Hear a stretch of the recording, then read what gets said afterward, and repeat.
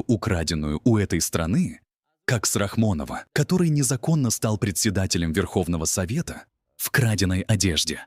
Вы увидите пастуха, коровника, уличного торговца, филантропа, пастух, невежественный колхозник, которого дяди проглотили и подложили ему под спину стул.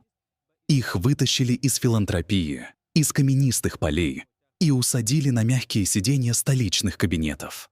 Если мы остановим Рахмонова, Сэс Ятимова, Юсуфа Рахмона, Рамазона Рахимзоду Хумайру, Рустами Эмамали, Азоду Эмамали, Азиза Мой, вдову Рахмонова, Шахрих бинти Кали Фатох и даже военного муфтия Саймука Рама и всех остальных министров и чиновников от их незаконных действий и незаконных переворотов, которые являются преступлением по Конституции, их дни будут темными, их счастье — горьким, а их богатство и имущество будут уничтожены.